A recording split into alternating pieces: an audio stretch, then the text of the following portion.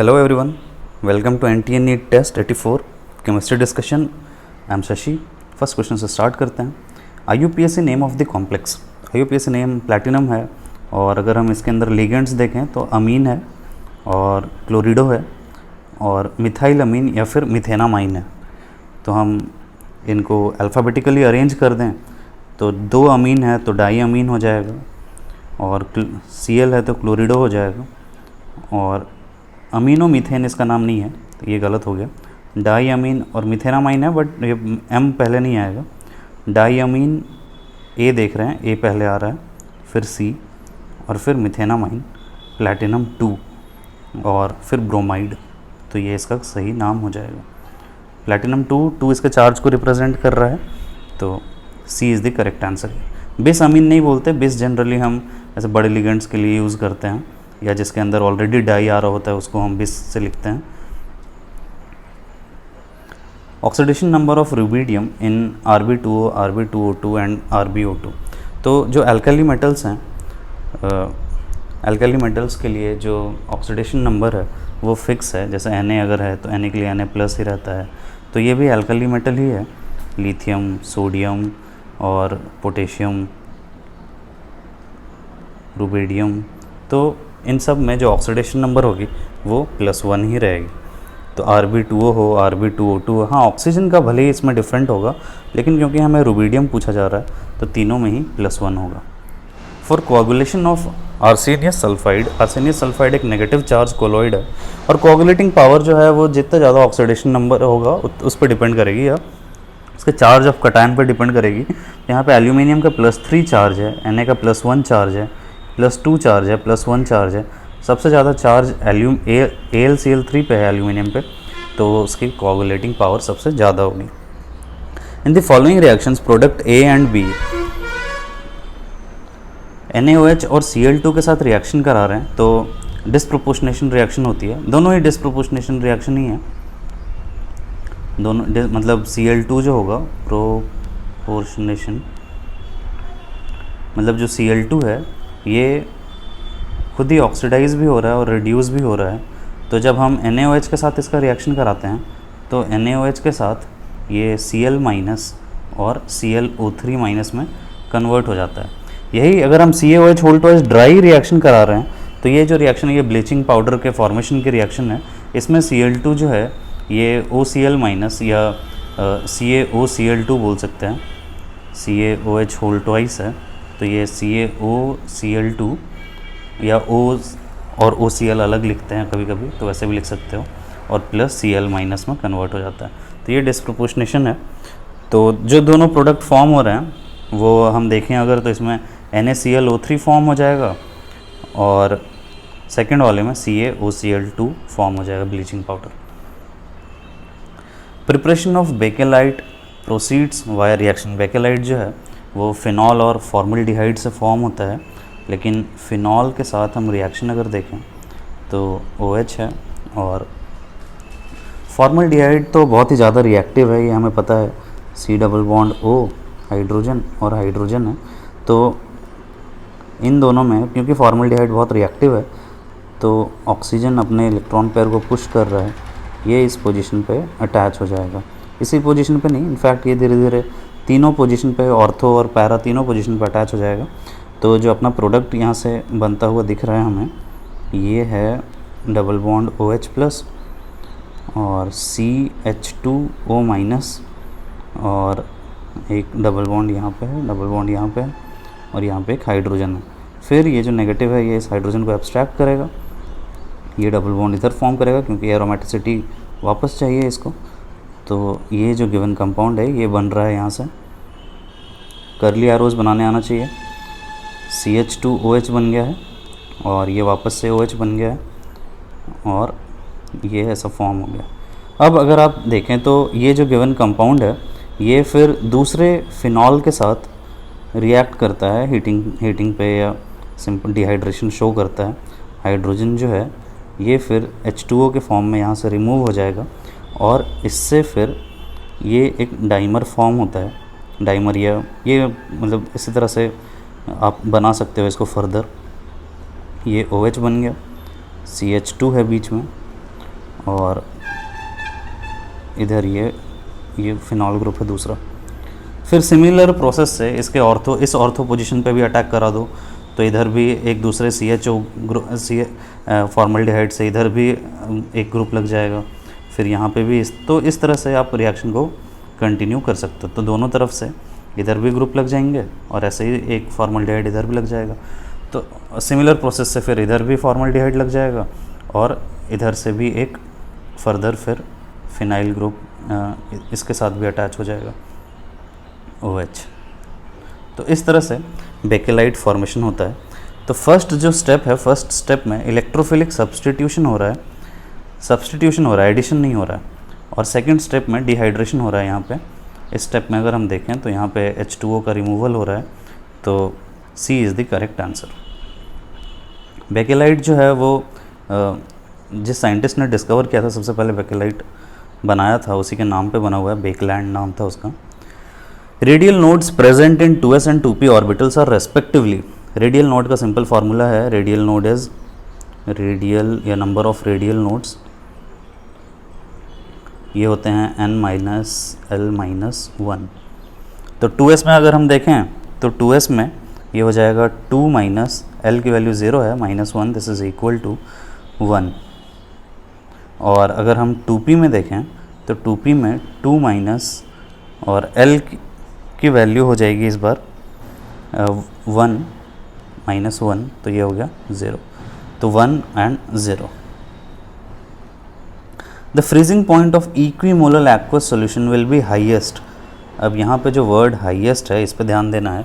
Freezing point अगर I की value ज़्यादा होगी तो डेल्टा TF ज़्यादा होगा, जैसे फ्रीजिंग पॉइंट का delta TF equal to I KF into M है, ठीक है। इक्विमोलर गिवन है तो M सेम है। अगर I ज़्यादा होगा, I अगर ज़्यादा होगा तो फिर डेल्टा TF ज़्यादा होगा, और डेल्टा TF ज़्यादा होगा इसका मतलब है कि फ्रीजिंग पॉइंट उतना ही कम होगा, फ्रीजिंग पॉइंट जो होगा वो उतना ही कम होगा, क्योंकि ये डिप्रेशन इन फ्रीजिंग पॉइंट है। इसका मतलब हमें क्या चाहिए, हमें I मिनिमम चाहिए। I मिनिमम होगा अगर, तो फिर डेल्टा TF, तो इससे डेल्टा TF मैक्सिमम आएगा, और अगर डेल्टा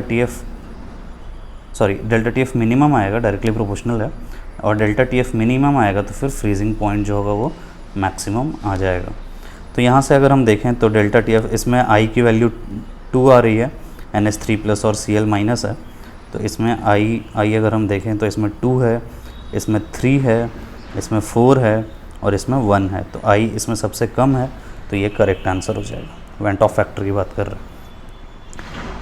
इस कंपाउंड को AgNO3 के साथ हीट कर रहे हैं। AgNO3 क्या करता है ये आपको ध्यान में रखना है कि AgNO3 में जो ये OH ग्रुप है और ये Cl है, तो Ag+ जो है ये बहुत ही AgCl को बहुत आसानी से प्रेसिपिटेट करा सकता है, तो ये रिएक्शन फॉरवर्ड डायरेक्शन में चली जाती है उसके थ्रू। तो इससे क्या होता है कि OH, और क्योंकि Cl यहाँ से डिपार्ट कर गया Cl- ताकि AgCl प्रेसिपिटेट हो जाए, तो इससे यहाँ पे पॉजिटिव चार्ज आ गया। अब ये पॉजिटिव चार्ज स्टेबलाइज होगा, लेकिन यहाँ पे रिंग एक्सपेंशन भी हो सकता है, तो हम फिर रिंग एक्सपेंशन कराते हैं। ऐसे तो दूसरे माइनर प्रोडक्ट में भी वो भी बन रहा हो, क्योंकि 3 डिग्री पे जाके स्टेबलाइज हो रहा है, बट ठीक है, अभी हम रिंग एक्सपेंशन के अगर चांसेस रहते हैं तो हम रिंग एक्सपेंशन भी कराते हैं। तो इससे क्या हो रहा है, ये बॉन्ड तो इसके साथ अटैच हो गया इस कार्बन से, इस कार्बन पे तो बॉन्ड बन गया, बट अगर आप इस कार्बन को देखो तो ये कार्बन से बॉन्ड टूट रहा है, मतलब यहाँ पे इलेक्ट्रॉन डिफिशिएंट एटम बन जाएगा। तो चाहे तो हम नंबर दे दें, अगर ऐसे तो 6 मेंबर्ड रिंग बन रही है, वो तो दिख रहा है हमें, और जहाँ पे OH था उस OH वाली कार्बन पे एक पॉजिटिव चार्ज आ जाएगा। अब ये जो पॉजिटिव चार्ज है ये एक्चुअली स्टेबल है, क्योंकि ये रेजोनेंस स्टेबलाइज्ड है। कैसे रेजोनेंस स्टेबलाइज्ड है, ऑक्सीजन के जो लोन पेयर्स हैं, ये लोन पेयर इसको डोनेट कर सकते हैं, और डोनेट करेंगे अगर तो ये डबल बॉन्ड OH+ बन गया, है ना। ये स्ट्रक्चर जनरली ज़्यादा स्टेबल होता है, ऑक्टेट कंप्लीट है हर एक एटम की, तो इससे फिर आप एक H+ आप लूज़ कर सकते हो H2O के थ्रू या किसी के भी थ्रू। तो यहाँ से हमें ये बन रहा है कि ये दिख रहा है बनता हुआ कि ये हेक्सेनोन बन गया, साइक्लोहेक्सेनोन। C यहाँ पे करेक्ट आंसर है। A solid is formed and it has 3 types of atoms, ठीक है, PQR P forms FCC lattice, ठीक है। FCC लैटिस है, अगर FCC लैटिस है इसका मतलब है कि P जो है वो कॉर्नर पे प्रेजेंट है और साथ ही फेस के सेंटर पे प्रेजेंट है। तो टोटल एटम कितने हो जाते हैं P के, अगर हम नंबर ऑफ़ एटम्स देखें 1/8 × 8 कॉर्नर वाले, और फेस पे 6 फेसेस हैं 1/6 × 2, तो ये टोटल एटम हो गए 4, 3 + 1। Q की बात करते हैं अब हम। Q atoms occupying all tetrahedral voids, tetrahedral voids total कितने हैं 8, और टोटल अंदर है 8 × 1। R atoms occupying half of octahedral voids, octahedral voids कितने होते हैं, ऑक्टाहेड्रल वॉइड्स एक तो सेंटर पे है ऑक्टाहेड्रल वॉइड और इन एज के बीच में है, तो वहाँ पर टोटल 12 एजेस हैं और 1/3 पोर्शन रहता है, 1/4 पोर्शन रहता है, 4 क्यूब से सराउंडेड है, तो इससे 4 आ जाएगा। लेकिन क्योंकि half of the octahedral void है तो उसको 2 से डिवाइड कर देते हैं, तो ये 2 आ रहा है। तो P 4 आ रहा है, Q 8 आ रहा है, R 2 आ रहा है, इससे जो सॉलिड बनेगा P 2 से डिवाइड कर देते हैं, Q 4 R, P2 Q 4 R। Which one of the following statements regarding Henry's law is not correct. Henry law अगर हम देखें तो जो प्रेशर अप्लाई कर रहे हैं पार्शियल प्रेशर ऊपर से, that is equal to KH times mole fraction of solvent, mole fraction of solute in the solvent. तो the value of KH changes with function of the nature of gas. Obviously KH जो होगा वो different gases के लिए different value होगी। Higher the value of KH at a given pressure, higher is the solubility. ये गलत है। अगर KH की वैल्यू ज़्यादा है, देखो अगर सेम प्रेशर पे हम ऑब्ज़र्व कर रहे हैं, तो अगर KH की वैल्यू ज़्यादा है तो फिर सेम प्रेशर मेंटेन करने के लिए X की वैल्यू कम होगी। ये समझो इस बात को कि X की वैल्यू कम होगी, क्योंकि KH ज़्यादा है तभी प्रेशर सेम रहेगा। तो यहाँ से अगर हम देखें तो ये तो फिर गलत स्टेटमेंट है, हमें इनकरेक्ट ही पूछा है। The partial pressure of the gas in vapour phase is proportional to mole fraction, तो वो मोल फ्रैक्शन दिख रहा है, ये वेपर फेज में है और ये सॉल्यूशन में है, ये लिक्विड फेज में है, ठीक है। और डिफरेंट गैसेस के लिए KH डिफरेंट होता है, टेम्परेचर पे भी डिफरेंट होता है। 6 mole of a mixture of Mohr salt and Fe2SO4 whole thrice requires 500 ml of 1 molar K2Cr2O7 for complete oxidation in acidic medium. तो मिक्सचर गिवन है, मोर सॉल्ट में Fe2+ आयंस होते हैं और ये जो गिवन है इसमें Fe3+ आयंस हैं, तो Fe3+ का तो फर्दर ऑक्सीडेशन नहीं होगा, Fe2+ फर्दर ऑक्सीडाइज हो सकता है और ऑक्सीडाइज होगा तो ये Fe3+ में कन्वर्ट हो जाएगा। तो Cr2O7 जो है वो ऑक्सीडाइजिंग एजेंट है, तो Cr2O7 2- के साथ Cr2O7 2- ये Fe2+ को ऑक्सीडाइज करेगा फेरस आयन को, तो ये फेरिक आयन में कन्वर्ट हो जाएगा और डाइक्रोमेट जो है वो खुद कन्वर्ट हो जाएगा Cr3+ में। ये थोड़ा ये ध्यान भी रखते हैं हम। तो पहले क्रोमियम बैलेंस कर लो तो 2 Cr3+ आ जाएगा, यहाँ से यहाँ केवल एक इलेक्ट्रॉन का चेंज है, लेकिन अगर हम क्रोमियम से देखें, क्रोमियम की ऑक्सीडेशन नंबर यहाँ पे +6 थी, +6 से +3 पे जा रहा है, तो एक क्रोमियम में 3 इलेक्ट्रॉन का चेंज है, तो 2 क्रोमियम में 6 इलेक्ट्रॉन्स का चेंज होगा। तो अब इस इलेक्ट्रॉन को बैलेंस करने के लिए इसको 6 से मल्टीप्लाई कर देते हैं, ठीक है। बाकी H2O और OH फर्दर आप बैलेंस कर लो, लेकिन हमें उसकी नीड नहीं है यहाँ पे। तो यहाँ से अगर हम देखें तो Cr2O7 2- के जो मोल्स हैं या moles of Fe2+/6 is equal to mole of Cr2O7 2-। तो मोल ऑफ Fe2+ आ जाएगा, mole of Fe2+ this is equal to 6 times moles of Cr2O7 2-। अब इसके मोल्स कितने हैं, 500 मिलीलीटर 1 मोलर, मतलब 500 मिलीमोल मतलब 0.5 मोल, तो ये वैल्यू आ रही है 3 मोल। तो मोल्स ऑफ Fe2+ 3 मोल है, इसका मतलब है कि जो मोर सॉल्ट है वो कितना प्रेजेंट है, 3 मोल। Therefore mole of Mohr salt this is equal to 3 mole, और मिक्सचर कितना है 6 mole, and therefore percentage of Mohr salt this is 3/6 into 100%, this is equal to 50%।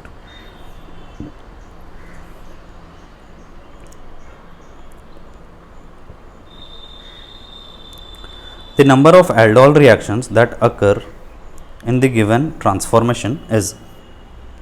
तो एल्डोल रिएक्शन पूछा जा रहा है, और इन दोनों के जब हम एल्डोल रिएक्शन देख रहे हैं तो यहाँ पे एक ही स्पीसीज़ है जो कि इनोलेट आयन बना सकता है, वो ये है CH3CHO। तो CH3CHO ने इनोलेट आयन बनाया, डायरेक्टली इनोलेट आयन से शुरू कर रहा है O-, तो एक CHO के साथ फॉर्मल्डिहाइड के साथ रिएक्शन होगा, और जब ये O- आएगा बैक तो इस कार्बन के थ्रू इस पर अटैक होगा, तो ये CO- बन गया। यहाँ से जो प्रोडक्ट बनता हुआ दिख रहा है हमें, ये तो इधर हाइड्रोजन है और डबल बॉन्ड O बन गया ये हाइड्रोजन, और इससे एक CH2O- ग्रुप बन गया है। अब ये जो CH2O- है ये H2O से एक हाइड्रोजन एब्स्ट्रैक्ट कर लेगा और ये बना लेगा डबल बॉन्ड OH एल्डिहाइड और एक CH2OH। ये जो ग्रुप बना है अभी, क्योंकि इस गिवन कंपाउंड पे दो और एसिडिक हाइड्रोजन, दो और अल्फ़ा हाइड्रोजन है, तो ये फिर से इनोलेट आयन बनाएगा, और इनोलेट आयन बनाने के बाद दो बार और ये सेम प्रोसेस से रिएक्ट करेगा। तो मैकेनिज़्म तो जैसा अभी हमने ड्रॉ किया, फिर से सेम इनोलेट आयन बनाओ और CH2OH यहाँ पे भी अटैच हो जाएगा, इस हाइड्रोजन के जगह पे भी CH2OH अटैच हो जाएगा, और इस हाइड्रोजन के जगह पे भी CH2OH अटैच हो जाएगा। यही तो हमें अटैच करना है। अब फाइनली क्या होगा, ये जो गिवन कंपाउंड है इसके पास कोई अल्फ़ा हाइड्रोजन नहीं बचा है, कोई अल्फ़ा हाइड्रोजन नहीं है, तो फिर ये डिस्प्रोपोर्शनेट हो जाएगा या फिर कैनिजारो रिएक्शन शो करेगा। और क्योंकि इसके साथ जो दूसरा कंपाउंड है वो है एल्डिहाइड, फॉर्मल्डिहाइड, तो फॉर्मल्डिहाइड का ऑक्सीडेशन होगा और इसका रिडक्शन होगा, तो ये इस कार्बन पे फिर से CH2OH बन जाएगा। तो देखें तो एक CH2OH इधर नीचे बन रहा है, इसको हम बना देते हैं ऐसा, OH ये बना दिया, और इसको बना देते हैं इधर ही बना देते हैं OH, और इसको ऊपर की तरफ एक ये OH CH2OH, और ये ऑक्सीडाइज हो गया फर्दर, तो ये OH बन जाएगा। तो इससे स्वास्तिक वाला OH ग्रुप लग गया। तो कितने CHO ग्रुप, हमें क्या बोला है कि कितने एल्डोल रिएक्ट हैं, कितने एल्डोल रिक्वायर्ड है। तो एक एल्डोल, 3 यहाँ पे अल्फ़ा हाइड्रोजन थे, तो हमने देखा कि ये नंबर 1 एल्डोल है, और यहाँ पे 2 और एल्डोल होंगे, तो 2 और 1 3 एल्डोल रिएक्शंस के बाद, और लास्ट कैनिजारो रिएक्शन के बाद। The total number of lone pair of electron in N2O3। N2O3 का स्ट्रक्चर बनाने के लिए आपको सोचना पड़ेगा कि ये बना किससे होगा। जैसे N2O4 रहता है तो 2 NO2 से बनता है, N2O3 जो होगा ये NO2 और NO से बन रहा होगा। दोनों के पास एक एक अनपेयर्ड इलेक्ट्रॉन है, और इस अनपेयर्ड इलेक्ट्रॉन के साथ ये रिएक्शन कर रहे होंगे। फॉर्मल चार्ज अगर देखें तो -1 और इस पे +1 फॉर्मल चार्ज है, बट ठीक है, फॉर्मल चार्ज अभी मैटर नहीं कर रहा। NO का स्ट्रक्चर बनाएं अगर, तो NO में भी 1 2 एक अनपेयर्ड इलेक्ट्रॉन है, इस पे ऑड इलेक्ट्रॉन स्पीसीज़ है दोनों ही, तो ये अनपेयर्ड इलेक्ट्रॉन और ये अनपेयर्ड इलेक्ट्रॉन, ये दोनों साथ में मिलके फिर एक बॉन्ड बना सकते हैं। तो यहाँ से ये N डबल बॉन्ड हो सिंगल बॉन्ड हो, तो ये सारा N2O3 का स्ट्रक्चर बन गया। अब रही बात लोन पेयर की, तो इस पे -1 है तो 3 लोन पेयर होंगे, इस पे 2 लोन पेयर हैं, इस नाइट्रोजन पे तो लोन पेयर की रिक्वायरमेंट नहीं है, क्योंकि फॉर्मल चार्ज देखो तो फिर से इस पे -1 और इस पे +1 का फॉर्मल चार्ज है, और लोन पेयर बना देंगे तो फिर ऑक्टेट भी एक्सपैंड हो जाएगा, जो कि गलत होगा। और इस पे फिर 2, तो काउंट कर लो, 2 3 2 5 6 7 8। Amylopectin is composed of, generally starch जो है वो अमाइलोज और अमाइलोपेक्टिन के मिलने से बनता है, और अमाइलोज जो है वो 80%, अमाइलोज 20% प्रेजेंट रहता है। स्टार्च को अगर हम देखें तो स्टार्च है अमाइलोज और अमाइलोपेक्टिन, इसमें 20% अमाइलोज है और 80% अमाइलोपेक्टिन है। ये वाटर सॉल्यूबल होता है, ये इनसॉल्यूबल होता है। तो अमाइलोज में α1,4 लिंक्स हैं, ग्लूकोज लिंक्स हैं या ग्लाइकोसाइडिक लिंक्स हैं। अमाइलोपेक्टिन में भी α1,4 लिंक्स तो है ही, लेकिन साथ ही साथ आफ्टर एवरी 20 to 30 मतलब एवरी 20 to 30 ग्लूकोज यूनिट्स इसमें अल्फ़ा यूनिट्स अल्फ़ा 1,6 लिंकेज भी है, जो कि इसको ब्रांचिंग प्रोवाइड करता है एडिशनल। तो इन ब्रांचिंग की वजह से बेसिकली ये बहुत ज़्यादा नेटवर्क फॉर्म हो जाता है, तो ये इंसोल्यूबल भी हो जाता है। तो ये दोनों प्रेजेंट है अमाइलोपेक्टिन में, मतलब alpha D glucose C1C4 and C1C6 linkage है इसमें।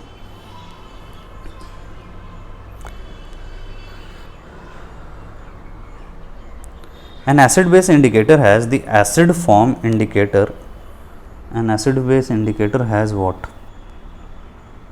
ये थोड़ी मिसिंग है यहाँ पे, एक सेकंड में वैल्यू देख लूँ। एसिड बेस इंडिकेटर जो है इसकी कुछ के वैल्यू यहाँ पे गिवन है, ये देखना पड़ेगा बट ठीक है। The acid form of the indicator is red and the basic form is blue, ठीक है। By how much must the pH change in order to change the indicator from 75% to 75% blue? तो यहाँ पे अगर हम देखें तो by how much must the pH change in order to, तो क्योंकि एसिड बेस इंडिकेटर जो है वो वीक एसिड ही है, तो इसका जो इक्वेशन लिखते हैं वो जैसे हम बफर में लिखते हैं सेम उसी तरह से लिखते हैं, pH equal to pK plus log और बेस अपॉन एसिड, बेस की कॉन्सेंट्रेशन और अपॉन एसिड की कॉन्सेंट्रेशन। तो हमें दो जगह पे चाहिए, तो pH 1 लिख देते हैं एक जगह पे, और इसको भी बेस 1 एसिड 1 लिख देते हैं, और दूसरा pH 2 लिख देते हैं। ये pK तो सेम ही रहेगा, सेम इंडिकेटर है, लॉग बेस की कॉन्सेंट्रेशन इसको 2 लिख दिया, एसिड की कॉन्सेंट्रेशन इसको 1 लिख दिया। अब देखो तो हमें चाहिए pH चेंज, मतलब pH 2 माइनस pH 1, तो pK तो कैंसिल हो गया, यहाँ से आ गया log base 2 by base acid 1 acid 2 और minus log base 1 by acid 1। अब देखो अगर फर्स्ट पॉइंट पे 75% रेड है, 75% रेड है मतलब कि 25% ब्लू है। तो रेड जो है वो हमें गिवन है कि ये एसिड फॉर्म है, और ब्लू जो है वो बेसिक फॉर्म है, मतलब 25% ब्लू है, इसका मतलब है कि 25 बेस है अपॉन 75 माइनस और लॉग, और बाद में 75% ब्लू है तो 75, अच्छा ये A1 पीछे है, तो यहाँ पे है 25/75 और यहाँ पे आ जाएगा 75 ब्लू है तो 25 रेड है। अब इसको सॉल्व करें तो ये 25 3 टाइम्स और ये 1/3, तो ये होगा तो -3 आ जाएगा, मतलब 2 log 3 आ गया। 2 log 3 का मतलब है कि 2 इंटू दिस नंबर 0.477, तो फिर 0.954 यहाँ से आंसर आ जाएगा। If the dipole moment AB molecule is given by 1.6 d and AB bond length is, AB bond length जो है वो 1 एंगस्ट्रॉम गिवन है which is 100 picometre, percent covalent character of the compound. तो परसेंट कोवेलेंट कैरेक्टर तो हमें ID मतलब calculated given है या ऑब्जर्व्ड गिवन है, हम कैलकुलेटेड फाइंड कर ले। तो कैलकुलेटेड जो वैल्यू होगी वो Q इंटू डी होती है। डाइपोल मोमेंट कैलकुलेटेड देखें तो Q इंटू डी है। Q जो है वो इलेक्ट्रॉन का ही चार्ज लेते हैं, और D होता है, D गिवन है 100 पिकोमीटर, और E इंटू 100 पिकोमीटर जो है ये 4.8 D/, के इक्वल होता है, ये बेसिक डेफिनेशन भी है। तो म्यू कैलकुलेटेड पता है हमें और म्यू ऑब्जर्व्ड पता है, तो यहाँ से परसेंट आयनिक कैरेक्टर आ जाएगा। परसेंट आयनिक कैरेक्टर जो होगा वो म्यू कैलकुलेटेड और मतलब म्यू ऑब्जर्व्ड और अपॉन म्यू कैलकुलेटेड इंटू 100%, तो ये आ रहा है 33.33%, एंड देयरफॉर कोवेलेंट कैरेक्टर जो है वो ये इतना आयनिक है तो बाकी बचा कोवेलेंट मतलब 66.6। Which of the following statement is not correct? Generally, Tollens reagent is used in detection of unsaturation. ये तो महागलत स्टेटमेंट है। अनसैचुरेशन के लिए इसको यूज़ नहीं करते हैं, किसके लिए करते हैं? एल्डिहाइड कीटोन्स में डिफ्रेंशिएट करने के लिए करते हैं, तो यही गलत है। Fehling solution detection of glucose सही है, FeCl3 फिनॉल सही है, तो ये सब बाकी तो सही है। सल्फ्यूरिक एसिड कॉन्टैक्ट प्रोसेस है, 1 का 4 नंबर है, और नाइट्रिक एसिड ऑस्टोल्ड प्रोसेस से 2 का 2 नंबर है, तो बस ये सही है। The number of NCH2 bond in urotropine. अब ये सब स्ट्रक्चर देखो तुम्हें याद रहता है तो बहुत अच्छी बात है, और नहीं याद है तो फिर नंबर लूज़ करने भी पड़ेंगे। तो मुझे भी याद नहीं था, मैंने खुद देखा है। NCH2 NCH2 NCH2 और फिर इसके साथ CH2 और CH2 और CH2, ये है यूरोट्रोपिन। तो हमें बोला NCH2N बॉन्ड, तो एक बॉन्ड यहाँ पे 1 2 3 4 5 6, टोटल 6 बॉन्ड है जो कि NCH2N बॉन्ड है।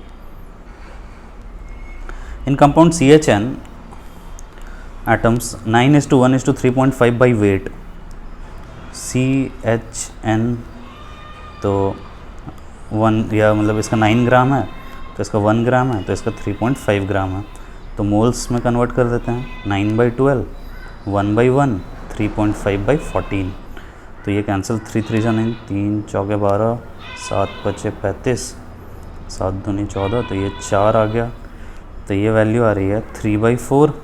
हाइड्रोजन आ रहा है 1, नाइट्रोजन आ रहा है 1/4, 4 से मल्टीप्लाई कर दो तो ये CH3H4N। ठीक है, अब इसका एम्पेरिकल मास अगर हम देखें तो एम्पेरिकल मास कितना आ जाएगा। C3 है, मतलब 12 3 36 + 4 + 14, तो 36 और 4 40 और 14 54, 54 × 2 108 हो रहा है।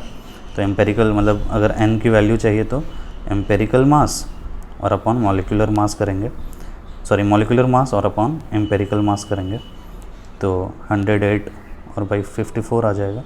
तो 2 आ रही है वैल्यू, तो 2 से मल्टीप्लाई कर दो इसको, C6H8N2।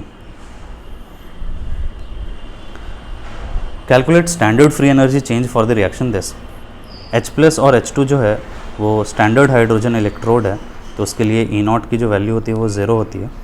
तो हम इस रिएक्शन में देखें तो E0 जो होगा इसको लिख देते हैं E0 cathode minus E0 anode. Cathode के जैसा, कैथोड पे कौन ऑक्सीड रिडक्शन किसका हो रहा है, H+ से H2, ये इसी का हो रहा है, तो ये 0 है। और E0 एनोड, ये एनोड पे ऑक्सीडेशन 0.80 वोल्ट, तो ये -0.80 वोल्ट आ गया। तो E मतलब कि डेल्टा G0 पॉजिटिव होगा, E0 नेगेटिव है, delta G0 equal to NfE0 minus NfE0। n की वैल्यू 2 है, 2 इलेक्ट्रॉन का चेंज हो रहा है, और 96500, और ये पॉजिटिव कर देते हैं 0.80, इतना जूल आ गया। किलो जूल में चाहिए तो और इसके बाद 2 से मल्टीप्लाई करें, 5 दूनी 10, 6 दूनी 12, 1 13, 9 दूनी 18 और 1 19, 0 तो इसको हटा ही देते, किलो जूल हो जाएगा, इंटू 0.8 किलो जूल, तो ये 154.4 किलो जूल आ रहा है। तो ये करेक्ट आंसर है। PbSNR extracted from the G4 by PB को तो सेल्फ रिडक्शन से एब्स्ट्रैक्ट करते हैं, PbS को सबसे पहले O2 के साथ PbO बना लेते हैं, और फिर PbO को फिर PbS के साथ रिएक्शन करके Pb बनाते हैं, तो ये सेल्फ रिडक्शन है। और Sn को हम SnO2 को Sn के और को SnO2 प्लस कार्बन के रिडक्शन के साथ Sn प्लस 2CO ये बनाते हैं, तो कार्बन रिडक्शन याद रखना पड़ेगा तुम्हें। Chlorination of toluene in presence of light. Toluene बनाओ,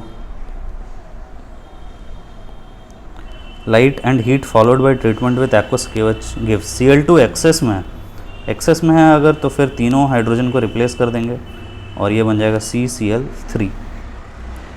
और फिर जब हम OH माइनस के साथ रिएक्शन करेंगे तो तीनों OH माइनस को रिप्लेस कर देंगे Cl को, या फिर ये बेंजोइक एसिड बना लेगा या बेंजोएट आयन बना लेगा। तो ये बेंजोइक एसिड, बेंजोएट आयन, ये आंसर हो जाएगा अपना। 2 Cl रहता तो एल्डिहाइड बनता, 1 Cl रहता तो अल्कोहल बनता। Which of the following coordinate complex is an exception to effective atomic number rule. Platinum देखें तो हमें पहले इफेक्टिव एटॉमिक नंबर बेसिकली ये बोलता है कि जो नोबल गैस हैं उनके इक्वल इनका लिगेंड डोनेशन के बाद नंबर ऑफ इलेक्ट्रॉन्स हो जाना चाहिए। Helium, neon, argon, krypton, xenon, radon. तो Z की जो वैल्यू है इसके लिए 2 है, 10 है, फिर 18 के टेबल में आता है 54 और फिर लास्ट में 14 और ऐड हो जाता है तो ये 86 बन जाएगा। अब देखो प्लैटिनम है 78, 4 प्लस है मतलब ये हो गया 74 प्लस, और NH3 6 है तो एक NH3 2 इलेक्ट्रॉन दे रहा है तो इनटू तो 6 दूनी 12, 74 प्लस 12 अगर करे तो ये 86 आ रहा है। तो ये तो फॉलो कर रहा है। सेकंड देखते हैं, Fe2 प्लस है। Fe2 प्लस का मतलब है Fe में 26 है तो 24 प्लस 12 तो ये कितना आ रहा है 36 आ रहा है, ये भी फॉलो कर रहा है। Zn2 प्लस है, Zn 30 है, 28 प्लस NH3 12, 4 दूनी 8 तो ये भी 36 आ गया, तो ये भी फॉलो कर रहा है। CuH2O4 2 प्लस, कॉपर में 29 है, 2 प्लस मतलब 27 प्लस 8 तो ये हो रहा है 35, तो ये फॉलो नहीं कर रहा, ये नोबल गैस को नहीं फॉलो कर रहा, तो फिर ये सही आंसर है अपना। हमें बोला है exception to EAN, therefore this is the correct, D is the correct answer. The crystal system of a compound with unit cell dimension A equal to B and not equal to C, alpha beta not equal to gamma, तो ये hexagon में होता है जिसमें gamma 120 degree पे रहता है और बाकी दोनों के साथ फिर 90 डिग्री बना रहा होता है, तो हेक्सागनल हो जाएगा। The number of isomers for compound with molecular formula C2Br, तो ये इथीन के जैसा स्ट्रक्चर है, Br है यहाँ पर। अब Br के साथ इधर हम कुछ भी रख सकते हैं, तो एक बार हम Cl को रख देते हैं तो फिर यहाँ पे सिस ट्रांस 2 बन जाएंगे F और I के साथ, तो इससे सिस और ट्रांस 2 बन गए। और फिर एक बार Cl के जगह पे हम F को रख देते हैं Br के साथ, तो इससे भी 2 बन जाएंगे। और एक बार हम I को रख देते हैं Br के साथ, तो इससे भी सिस ट्रांस 2 बन जाएंगे, तो टोटल 6 बन गए। The solubility order of alkali metal fluoride. Fluoride के साथ जब सॉल्युबिलिटी देखो थोड़ा कॉम्प्लेक्स चीज़ है, लैटिस एनर्जी और हाइड्रेशन एंथैल्पी सब पे डिपेंड करता है। तो जब हम जैसे सल्फेट वगैरह रहता है तो उनके केस में लैटिस एनर्जी कम मायने रखता है, लेकिन यहाँ पे जब छोटा आयन है तो फिर लैटिस एनर्जी ज़्यादा मायने रखेगा। और लैटिस एनर्जी अगर ज़्यादा है तो फिर सॉल्युबिलिटी जो है वो इन्वर्सली प्रोपोर्शनल होगी लैटिस एनर्जी की, तो ये करेक्ट आंसर हो जाएगा। Food preservative, the most commonly used preservative. Vegetable oils तो यूज़ करते ही हैं, ये सब भी बैक्टीरिया वगैरह मारने के लिए यूज़ करता है। Table salt, sugar, all of the above is the answer. Identify the pollutant gases. N2 तो बेचारा स्टेबल गैस है, ये तो पॉल्यूटेंट नहीं है। SO2, O3 तो ओजोन लेयर है, ये तो इसको क्यों पॉल्यूटेंट बोल रहा है, O3 कोई प्रोड्यूस नहीं करता ज़्यादा। CO2 तो दुनिया भर में प्रेजेंट है। और SO2 और N2 है जो कि हानिकारक है। SO2 सल्फ्यूरिक एसिड और नाइट्रिक एसिड ये सब बनाते हैं जो कि ताजमहल को बर्बाद करने में लगे हुए हैं। P is the probability of finding the 1s electron of hydrogen atom in a spherical shell of infinitesimal thickness dr. The volume of this cell is 4 pi r square dr. The qualitative sketch, तो 0 पे तो r ही 0 हो गया, यहाँ पे तो फिर probability होगी ही नहीं। जब r ही 0 है तो फिर प्रोबेबिलिटी 0 है, मतलब इस पॉइंट पे तो 0 होगा, तो C हो सकता है, और बाकी तो दोनों में नहीं है 0 उस पॉइंट पे। और D अगर देखें तो D C में तो बहुत ही अच्छा सा बनाया है ग्राफ, ऐसा ग्राफ नहीं रहता। इलेक्ट्रॉन डेंसिटी जनरली एक पॉइंट पे ज़्यादा रहती है, जनरली इस 1s का ग्राफ है ये। तो इसको इस तरह से भी समझते हैं कि मानो कि एक एप्पल ट्री है और इसमें एप्पल ट्री है तो एप्पल है, बहुत ही अच्छी बात बोली है। और जब एप्पल अगर गिरेगा, मानो कि एप्पल गिर गया, हिला दिया हमने पेड़ को जैसे भी, तो इसके बिल्कुल यहाँ पे एप्पल बहुत कम होंगे, बिल्कुल इसके पॉइंट पे थोड़े दूर जाएंगे अगर हम, मतलब यहाँ पे आप सर्कल, छोटा सर्कल बना लो, जैसे ये 4 pi r square dr square ये बोल रहा है कि स्फीयर बना लो हम यहाँ पे, छोटा छोटा अगर इनफाइनाइट सर्कल बना लें तो हम इस सर्कल से जैसे सबसे क्लोजेस्ट जो सर्कल होगा इसके अंदर बहुत ही कम एप्पल होंगे। जैसे जैसे जैसे दूर जाएंगे तो एक सर्कल का साइज़ बढ़ रहा है, तो एक ऑप्टिमम डिस्टेंस पे बहुत ही ज़्यादा इस सर्कल के अंदर सबसे ज़्यादा एप्पल मिलेंगे। और बाहर जब जाएंगे तो सर्कल का साइज़ तो बड़ा हो रहा है, लेकिन क्योंकि अब एप्पल यहाँ पे कम होंगे, एप्पल से दूर है रिलेटिवली, तो बाद में भी जो वैल्यू होगी वो कम हो जाएगी। तो धीरे धीरे इंक्रीज़ होगा और फिर डिक्रीज़ होगा। तो ये 1s का अगर आप ग्राफ देखोगे तो मतलब अगर हम इलेक्ट्रॉन डॉट जो शो करते हैं तो वो भी ऐसा ही है, मतलब इनिशियली इस तरह से वैल्यूज़ दिखाते हैं हम, और बाद में फिर इस पॉइंट पर थोड़ा मैक्सिमम ज़्यादा होगा और बाद में फिर फेड आउट होना शुरू हो जाएगा। ठीक है। Which of the following will be the major product when 3-phenyl propene reacts with HBr? Phenyl group है और 3-phenyl मतलब ये 1 2 3-phenyl propene HBr के साथ रिएक्शन करेंगे तो ये हाइड्रोजन लिया, Br माइनस गया, तो ये सबसे पहले कार्बोकटायन बनता हुआ दिख रहा है हमें, लेकिन यहाँ पे कार्बोकटायन और स्टेबलाइज हो सकता है, तो यहाँ पे हाइड्राइड शिफ्ट हो जाएगा। इस हाइड्राइड शिफ्ट से पॉजिटिव इधर आ गया, फिर Br माइनस अब इस पर अटैक करेगा, तो Br इस पोजीशन पे अटैच हो गया। This is the correct answer. In an isothermal expansion of 1 mole of ideal gas against vacuum, the quantity of heat absorbed delta E equal to Q plus W है, ideal gas है, delta E equal to NCV delta T होगा, delta T ही zero है, therefore delta E is equal to zero. W P external delta V है but P zero है, तो W भी क्या हो जाएगा zero, and therefore Q is equal to zero. तो हीट जो सप्लाई या अब्जॉर्ब हो रहा है वो ज़ीरो है। The lattice energy of solid NaCl is 180 kilocalorie per mole. The dissolution of solid ions in endothermic to the extent of 1 kilocalorie per mole. If the hydration energy this 6:5 ratio में है Na plus और Cl minus का, what is the hydration of Na plus ion? तो NaCl solid है, break किया जाए इसको Na plus gas, Cl minus gas, और ये हमें गिवन है कि जो एनर्जी है lattice energy this is 180 kilo calorie पर मोल। ठीक है। इसके बाद क्या होता है, Na प्लस गैस को पानी में मिलाया जाता है, तो ये Na मिलाया नहीं जाता, ये प्रोसेस में हम ब्रेक करते हैं। ऐसे समझना नहीं है कि तोड़ के और मिक्स कर रहे हैं। NaCl को सीधा सीधा सॉलिड को हम पानी में मिला देते हैं। तो इसके लिए डेल्टा H0 या हाइड्रेशन एनर्जी जो है इसको 6x ले लेते हैं, क्योंकि 6:5 रेशियो में है, तो एक Na प्लस वाले को 6x, Cl वाले को 5x।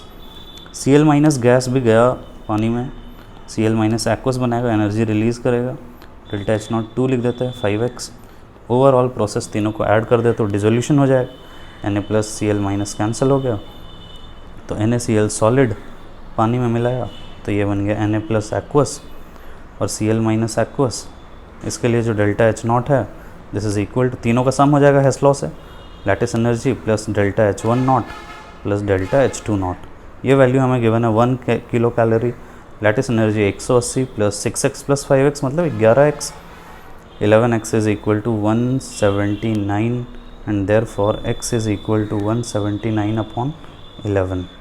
तो x की वैल्यू आ गई एंड देयरफॉर हमें क्या चाहिए, हमें तो Na प्लस के लिए चाहिए विच इज 6x, तो 6 इंटू 179 अपॉन 11, तो इसको अप्रॉक्सीमेटली 2 टाइम्स कैंसिल कर देते हैं, तो ये 2 और 2 8 16 और 2 9 18, 89 90 के पास है कुछ, 89 से ज़्यादा आ रहा है, तो ये वैल्यू आ जाएगी 97.64।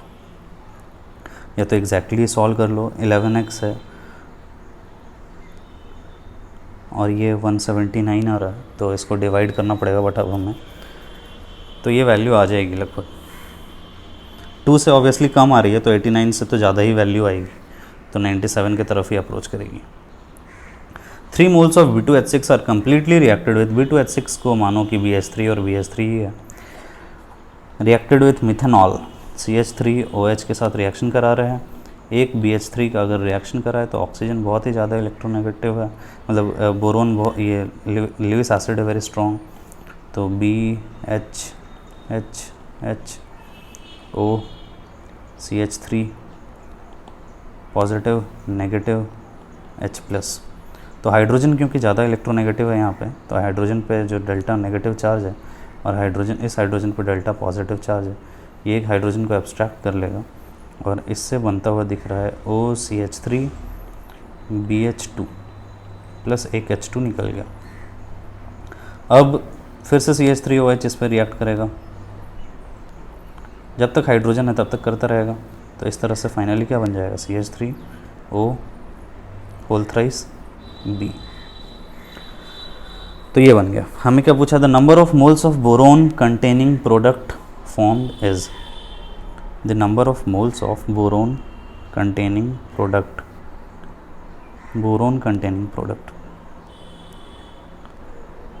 अच्छा इसका 3 मोल लिया हमने, तो फिर एक बार तो रिएक्शन बैलेंस ही करना पड़ेगा। CH3OH के साथ BH3 और ये बन रहा है CH3, 3 मोल लिया, O होल थ्राइस B और प्लस 3H2। अब हमें ये गिवन है कि 3 मोल ऑफ B2H6 मतलब कि 6 mole of BH3, 6 mole of BH3 लेंगे तो इसका 6 मोल फॉर्म होगा। ये तो इतना सस्ता था, हम बेकार इतनी मेहनत कर रहा था। जितना बोरोन होगा जितना मोल, उतना ही मोल बोरोन कंटेनिंग कंपाउंड बनेगा। क्वेश्चन नंबर 35,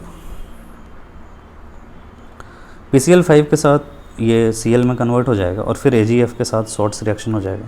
शॉर्ट रिएक्शन में फिर Cl को फ्लोरीन से रिप्लेस कर देते हैं, तो ये CH2F और ऊपर वाला OH एज इट इज़ रहेगा, तो ये कंपाउंड बन गया। Graph plotted between T12 versus log of concentration. T12 versus concentration क्या होगा, अगर ग्राफ चेंज नहीं हो रहा है, कॉन्सेंट्रेशन चेंज कर रहा है, T12 कांस्टेंट है मतलब कि फर्स्ट ऑर्डर है, और अगर फर्स्ट ऑर्डर है तो n इक्वल टू 1 है, T12 इक्वल टू ln2/k है, तो सब सही दिया हुआ है।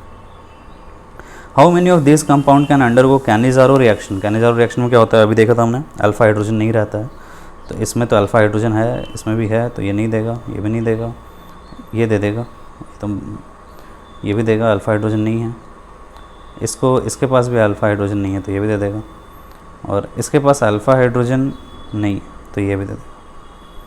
तो कितने हो गए, 1 2 3 4, और इसके पास तो अल्फा हाइड्रोजन है, तो ये तो नहीं देगा। Which of the following volume temperature plot versus, volume और टेम्परेचर देखें अगर, तो PV इक्वल टू nRT है, मतलब V is equal to nRT/P। तो टेम्परेचर मतलब V is directly proportional to temperature है, मतलब V और T को अगर हम प्लॉट करें तो ऐसा आ जाएगा, बट ये 0 केल्विन पे है ना। तो हमें क्या गिवन है, हमें 273 केल्विन पे पूछ रहा है शायद, 273 केल्विन इधर कहीं होगा, तो यहाँ से ग्राफ देखें तो यहाँ से ग्राफ ऐसा आ रहा है, और ये जो पॉइंट है 273 केल्विन मतलब 0 डिग्री सेल्सियस। टेम्परेचर हमें 1 एटमॉस्फेयर गिवन है, जो कि STP के जैसा है, STP के जैसा है। STP पे प्रेशर 1 बार होता है, तो 22.4 लीटर होगा। तो ये जो वॉल्यूम है ये 22.4 लीटर है और टेम्परेचर 273 केल्विन है, तो ये ग्राफ आ जाएगा इसका। अच्छा, एक हायर पॉइंट पे भी दिया हुआ है हमें, ये भी तो हो सकता है, इसमें भी 22.4 लीटर है और 273 केल्विन है, लेकिन हमें क्या करना है, ये तो नहीं होगा, ए नहीं होगा क्योंकि ग्राफ नीचे जा रहा है, स्लोप ऊपर होगा, बट हमें अब ये फाइंड करना पड़ेगा कि इस 373 केल्विन पे इसका वॉल्यूम क्या है, 28.6 है ना, क्योंकि तीनों ग्राफ तो एक जैसा ही लग रहे हैं। तो फिर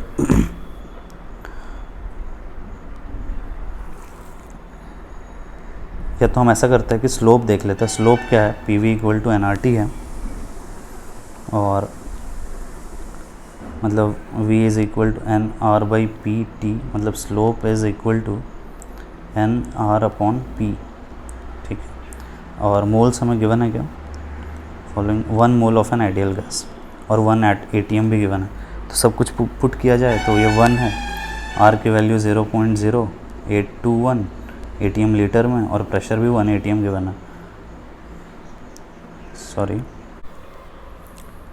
तो स्लोप आ गया अपने पास 0.0821, यहाँ से स्लोप आ रहा है और स्लोप आ गया तो फिर अब हम बस फाइंड कर लेते हैं। जैसे यहाँ पे वाइट स्लोप क्या होगा, slope is y2 minus y1 and upon x2 minus x1। तो इनमें जैसे देखें तो y2 माइनस y1, y यहाँ पे वॉल्यूम है तो 28.6 माइनस 22.4, तो ये वैल्यू आ जाएगी 6.2 और 373 अपॉन 2 से मतलब 100, तो ये वैल्यू आ रही है 0.062, तो ये तो गलत है। यहाँ पे 0.08 30.6 है और 22.4 है, मतलब ये 2 और 8.2, तो 8.2 अपॉन 100, 373 और 273 है, तो ये 0.082 आ रहा है, तो ये करेक्ट आंसर है, बी करेक्ट आंसर नहीं है। तो होपफुली ये अच्छा क्वेश्चन है। What final product will form when alcoholic KOH is treated with 1,1-dibromoethane? तो इथेन है और 1,1-डाइब्रोमो है, इसी पे Br लगा हुआ है, हाइड्रोजन हाइड्रोजन और हाइड्रोजन। अब हम इसका रिएक्शन करा रहे हैं अल्कोहलिक KOH के साथ, ETO माइनस के साथ हम फर्स्ट इसको रिमूव कर देते हैं E2 एलिमिनेशन से, और तो E2 एलिमिनेशन करते C डबल बॉन्ड C और ये Br बच गया एक हाइड्रोजन और इधर भी 2 हाइड्रोजन बचे हुए हैं। अब जनरली इसका ये तो फिर भी फास्ट प्रोसेस है, बट ये जो प्रोसेस होता है ये स्लो प्रोसेस होता है और यहाँ पे हमें वेरी स्ट्रॉन्ग बेस रिक्वायर्ड होता है, मतलब जैसे कि NH2 माइनस सोडामाइड के साथ रिएक्शन करवाते हैं। और अगर अल्कोहलिक KOH यूज़ कर रहे हैं तो यहाँ पे फ्यूज्ड अल्कोहलिक KOH यूज़ करते हैं। क्वेश्चन ने ठीक से मेंशन नहीं किया है, बट हम फ्यूज्ड अल्कोहलिक KOH के जैसा ही मान के और फिर रिएक्शन कराएंगे तो फिर C triple bond C ethyne या एसिटाइलिन बन जाएगा। The molecular formula of diphenyl methane is this, how many structural isomers are possible when one of the hydrogen is replaced by chlorine. तो हाइड्रोजन कहाँ पे, एक तो बीच में है, एक यहाँ पे है, ये दोनों तो फिर सिमेट्रिकल है ना, ये सेम हाइड्रोजन है, ये इसको इस हाइड्रोजन को अगर A लिख रहे हैं तो ये भी A है, ये भी A है, ये भी A है, सारों सेम ही पोजीशन है। ये B है तो ये भी B है, ये भी B है, ये भी B है, और ये C है तो ये C है और ये D है। तो केवल 4 तरह के ही हाइड्रोजन है और सब पे अटैच करोगे तो कोई ऐसा स्टीरियो आइसोमेरिज्म का क्वेश्चन नहीं आ रहा, तो 4 ही स्ट्रक्चर बनेंगे। और स्ट्रक्चरल पूछा है हमें तो 4 ही डिफरेंट पोजीशन है। The pH of a solution obtained by mixing equal volume of solution of pH equal to 3 and 4। pH equal to 3 है, मतलब H प्लस की जो कॉन्सेंट्रेशन होगी वो 10⁻³ होगी एट pH इक्वल टू 3, और pH इक्वल टू 4 है तो फिर H प्लस की जो कॉन्सेंट्रेशन होगी वो 10⁻⁴ मोलर होगी। क्योंकि दोनों का मानो कि इसका भी V वॉल्यूम मिलाया है, इसका भी V वॉल्यूम मिलाया है, तो नया अगर हम दोनों का V वॉल्यूम मिला दें तो नई मतलब हाफ हो जाएगा एक तरह से। तो जो नया H प्लस है वो 10⁻³ प्लस 10⁻⁴ M1V1 प्लस M2V2 कर दो, या इसको V से मल्टीप्लाई कर दो और अपॉन टोटल वॉल्यूम तो 2V, तो ये वैल्यू आ जाएगा 10 × 10⁻⁴ इंटू 10 प्लस 10⁻⁴ और अपॉन 2, तो यार 11/2 इंटू 10⁻⁴। तो H प्लस आ गया एंड देयरफॉर pH, तो pH लेंगे तो ये लॉग ले लो माइनस के साथ, तो 4 माइनस ये तो प्लस हो जाएगा log 11 और प्लस log 2। अब log 11 की वैल्यू, अच्छा इसने log 5.5 की वैल्यू ही दे दी है तो इसको 5.5 ही बना लेते हैं। 4 माइनस log 5.5 मतलब 4 माइनस 0.74, 3.26 आ रहा है answer. A compound with molecular mass 180 is acylated with CH3COCl to get a compound with molecular mass 390। ठीक है, 180 कोई the number of amino groups RNH2 कोई कंपाउंड है प्रेजेंट पर molecule of the former compound. अब इसमें ये RNH2 मतलब नंबर ऑफ अमीनो ग्रुप पूछा है और CH3COCl के साथ रिएक्शन करा रहा है। अगर एक अमीनो ग्रुप रहेगा तो रिएक्शन क्या होगी, RNH और COCl ये बन जाएगा, सही है। H2 और N जो होगा देखो C डबल बॉन्ड Cl है, CH3 है, तो RNH2 का जो नाइट्रोजन है ये इस कार्बन पे अटैक करेगा, O माइनस बनेगा, बैक आएगा तो फिर Cl निकल जाएगा और एक H निकल जाएगा RNH3 प्लस से। तो ये हमें गिवन है कि इसका जो मोलर मास है वो 180 है और जो फाइनल प्रोडक्ट बन रहा है द मॉलिक्यूलर मास इसका है 390। अब इस बात को समझो कि Cl CH3 Cl है, तो Cl तो अटैच हो नहीं रहा है, केवल क्या कितना पोर्शन अटैच हो रहा है, केवल CH3CO अटैच हो रहा है। इसका अगर हम मॉलिक्यूलर मास देखें CH3CO का तो 12 और 3 15, 15 और 12 27, 27 और 16 43, 43 इसमें ऐड हो रहा है और यहाँ से भी हाइड्रोजन निकल रहा है। हमने बताया कि NH2 प्लस बनेगा तो इससे RNH बन जाएगा और COCl बन जाएगा, तो हाइड्रोजन निकल जाएगा तो 179 बचेगा, है ना। तो अब अगर हम देखें तो मानो कि जितने NH2 ग्रुप होंगे उतने ही CH3CO भी अटैच होंगे। तो मान लेते हैं कि X NH2 ग्रुप्स हैं, तो अगर X NH2 ग्रुप्स हैं तो X CH3CO अटैच हो जाएगा और इसका मोलर मास हमें गिवन है 180, तो 180 या 179 और अच्छा 179 तो एक से हट रहा है, हमने x माना है तो ये 180 माइनस x हो जाएगा। फिर से समझो इस बात को, देखो NH2 अगर ये हमें नहीं पता कि कितने NH2 है, अगर इसके अंदर x NH2 ग्रुप्स होंगे तो x CH3CO Cl अटैच होगा, है ना। हर एक NH2 के साथ एक ये ग्रुप अटैच हो रहा है। अब अगर हम मान रहे हैं x NH2 है तो x CH3CO Cl अटैच हो रहा है, CH3CO अटैच हो रहा है केवल, और CH3CO का जो मास है वो अभी हमने कैलकुलेट किया था वो आ रहा था 43, तो यहाँ से ये आ रहा है 180, तो इसका मोलर मास गिवन है।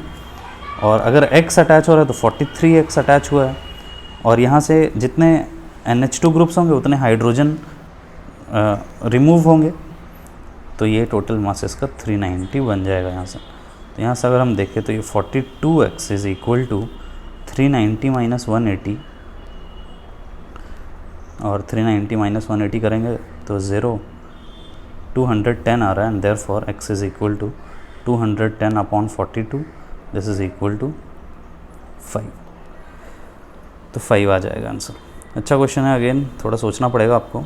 Correct order of reactivity, reactivity double bond हो के अबाउट देखें अगर हम, तो बड़े बड़े ग्रुप्स होंगे तो रिएक्टिविटी कम हो जाएगी। सबसे ज़्यादा रिएक्टिव तो 1 है और इसके बाद 3 होगा क्योंकि इसमें मिथाइल भी लग गया है, तो 1 के बाद 3। For the reaction P plus this initial concentration of P and Q are equal. At equilibrium the concentration of S will be twice of that P.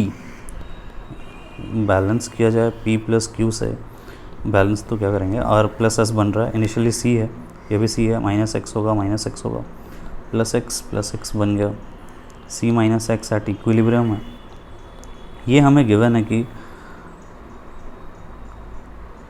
At equilibrium the concentration of S will be twice that of P। इसको solve करें तो ये आ रहा है x equal to 2c minus 2x, तो 3x is equal to 2c। सबको हम x में ही रिड्यूस कर देते हैं, है ना, मतलब ये तो x है ही, ये तो x है ही, और c माइनस एक्स, तो c की वैल्यू कितनी है 3x/2, तो ये 3x/2 माइनस x है, this is equal to x/2, और ये भी x/2 आ जाएगा। तो Kc लिखें तो R की कॉन्सेंट्रेशन, S की कॉन्सेंट्रेशन अपॉन P की कॉन्सेंट्रेशन और Q की कॉन्सेंट्रेशन, RS सेम है, x² आ जाएगा और ये x²/4 आ जाएगा, तो ये वैल्यू आ गई 4, तो Kc 4 आ रहा है। An organic compound P upon reacting with NH3 gives Q. On heating Q gives R. R in the presence of KOH reacts with Br2 to give ethylene amine. P is, तो R का reaction कराया Br2 और KOH के साथ, तो ये बना ethyl amine. इसका मतलब है ये तो हॉफमैन रिएक्शन है, इसका मतलब R क्या है, R C डबल बॉन्ड हो NH2 है, 3 कार्बन है R में, और इसका मतलब है कि P जो है वो एसिड है, NH3 के साथ रिएक्शन कराया था हमने, मतलब ये जो गिवन बना ये तो R है, ये बना होगा C, डायरेक्टली तो नहीं फॉर्म होता है, और मतलब CO2H हीटिंग करना पड़ता है काफ़ी, उसके बाद ही एसिड और अमाइन के साथ रिएक्शन होती है CO2, क्योंकि पहले तो एसिड बेस रिएक्शन हो जाती है। और इसको ये है अपना R, ये R है, ये अपना Q, और ये बना होगा simple double bond O, CO2H OH, अच्छा एक कार्बन एक्स्ट्रा लगा दिया, सॉरी।